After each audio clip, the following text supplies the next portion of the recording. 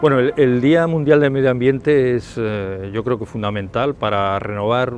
toda la problemática medioambiental, para mantener alerta a la población, especialmente a las nuevas generaciones, ¿no?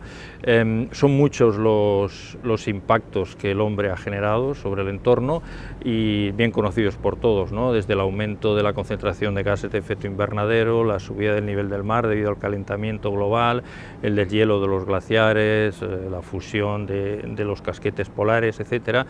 Por tanto, los hechos están ahí y se trata de que entre todos y con la ayuda de la Administración pues tengamos la fuerza de evitar en lo posible seguir perturbando, seguir emitiendo y utilizar sobre todo las energías renovables para solucionar el